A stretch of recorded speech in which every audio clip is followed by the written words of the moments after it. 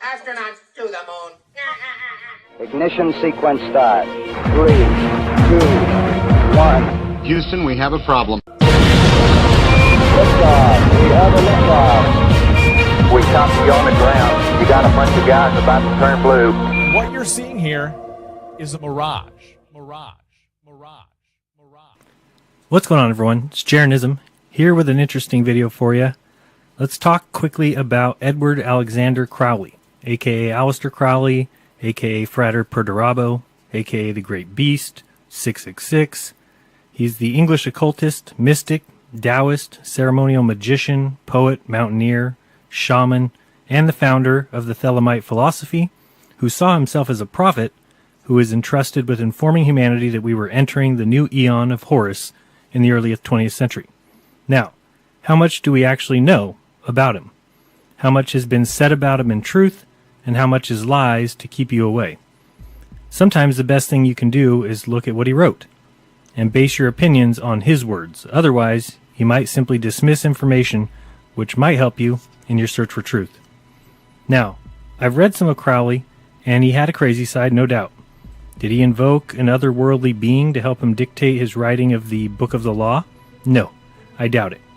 He later wrote Equinox of the Gods, and he then believed that the entity Aiwass, who he had said earlier was this god that he channeled to write his book, was actually a man as he was.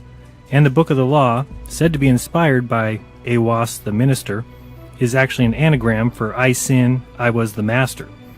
When the Book of the Law is studied, it can be seen to be a set of ciphers and riddles meant to conceal the lost words of the Temple of Solomon, which Crowley claimed to have discovered while researching the Zohar and Freemasonry. So in my mind, anyone who dismisses reading any of his work is not really looking for the truth.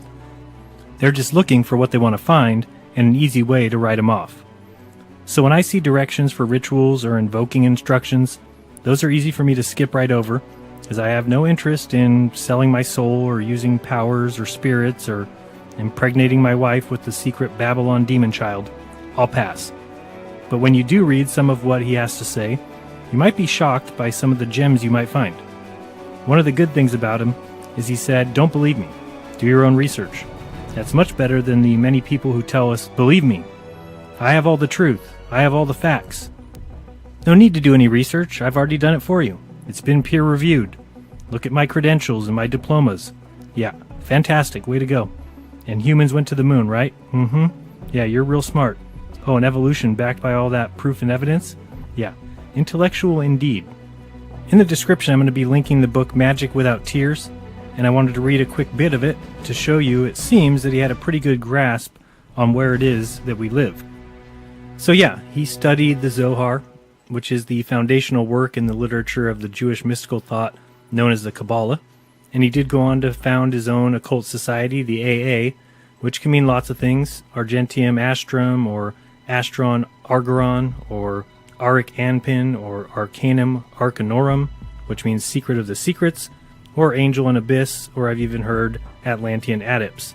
Call it what you will, it is a magical method of spiritual attainment, or what Crowley called scientific illuminism. Regardless, he is without much argument the most influential occultist of all time. But don't think of scientific illuminism in a scientism sort of way. Crowley had a lot of anti-science to say. Just like Jack Parsons, they were into some pretty wacko stuff: sex magic, invocations, conjuring, remote sensing, psychic clairvoyance, extrasensory perception, and everything else you can probably possibly imagine.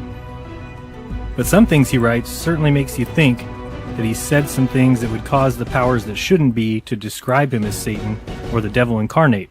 This way, you don't read. And as he writes in chapter 29 of Magic Without Tears regarding the dangers of so-called scientific fact, that when we settle in on facts, we close our minds to everything else, which is obviously what has happened to the scientism world. So I'm going to read chapter 36. It's pretty short. Again, if you want to read more, the link is in the description. To buy the book, though, you're going to need to be rich. Or you can just start a Flat Earth YouTube channel and you'll be rich pretty quick. Missa! Where's my caviar? Just ask the chef. Oh boy. I hate that chef. Anyway, you can see here that a 1954 first edition is $3,000 on eBay. Or here's one for $2,000 on Biblio. or you can get one, a more recent copy for like $100 or $200, or you can read it for free in the link below. Or you can call him Satan and not read a word. Totally up to you. The book consists of Crowley answering 80 questions asked by his female students, so each letter is addressed to Kara Soror, which means sister of the sorority. In my opinion, you can get a great view into the world of the magical philosophy, and it's really an entertaining read. The candidness with which he writes makes people wonder why he was ever so cryptic in his other books, but also you can tell he was kind of learning as he went, and he answers questions pertaining to the OTO, Book of the Law, his ideas on meditation, yoga, and even possibly flat Earth? Huh?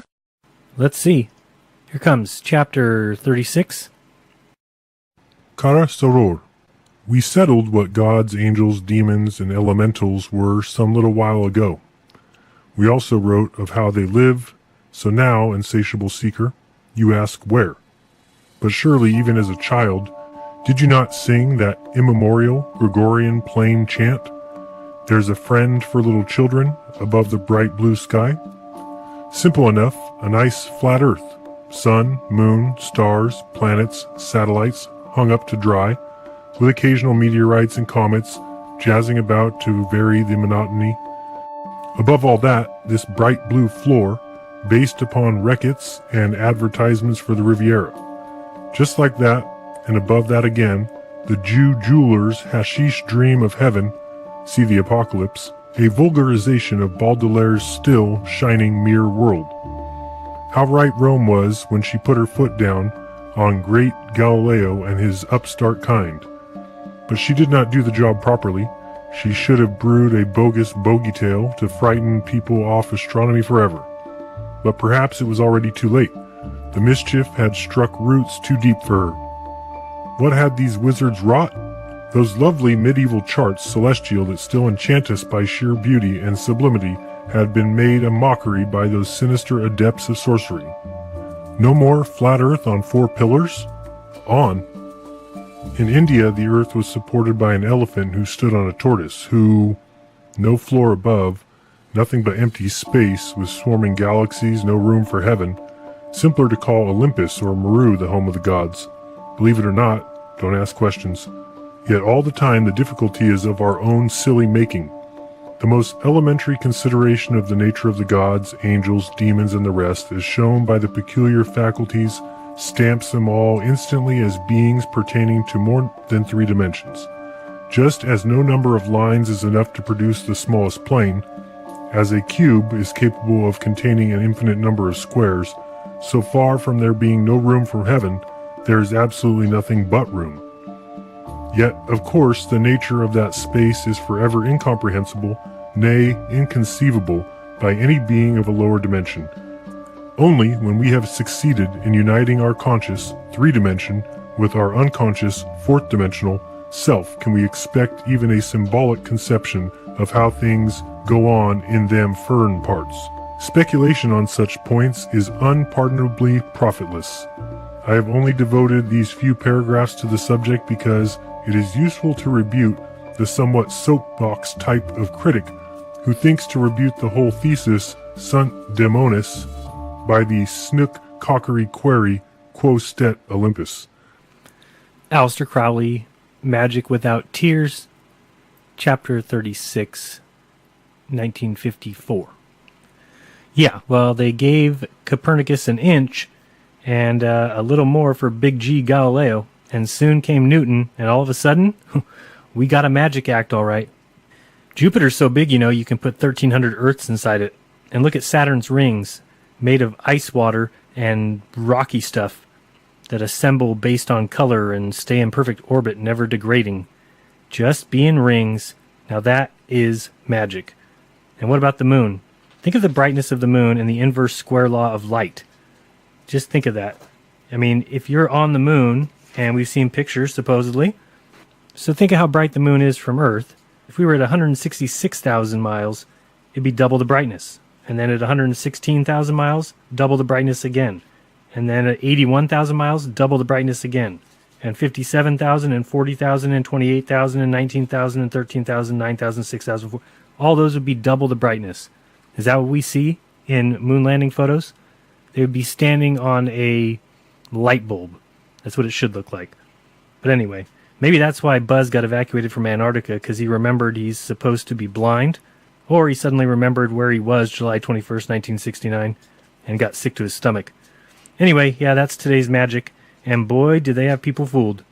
Yep, we're all made of star stuff, and there's 10 sextillion stars, and they're all suns. And that's the bottom line. Why? 'Cause Neil deGrasse said so. So while many may call Mr. Crowley a scary devil worshipper or a madman, and they might be right, some say a genius. Jimmy Page said, "I feel Aleister Crowley is a misunderstood genius of the 20th century, because his whole thing was liberation of the person, of the entity, and that restrictions would foul up, lead us to frustration, which leads us to violence, criminal, mental breakdown, depending on what sort of makeup you have underneath. The further this age we're in now gets into technology and alienation, a lot of the points he's made seem to manifest themselves all down the line." He did seem to know what was coming. In Book of the Law, he said, "Every new measure of the most democratic and autocratic governments is communistic in essence. It is always restriction. We are all treated as imbecile children. The motoring laws, Sunday suffocation, the censorship, they won't trust us to cross the roads at will. Fascism is like communism, and dishonest into the bargain. The dictators suppress all art, literature, theater, music, news that does not meet their requirements, yet the world only moves by light of the genius. The herd will be destroyed in mass." Then again, he also said, "I was not content to believe in a personal devil and serve him, in the ordinary sense of the word. I wanted to get a hold of him personally and become his chief of staff." So, all in all, do I agree with his methods and all his choices? No, not at all. But do I thank him for his absolute madness? Yep, I do. So, check out the book if you want. If not, then don't. But I do agree with Crowley at least on his opinion of space. It isn't for us to know. It's inconceivable for us. Possibly another dimension. But someone told us they do know.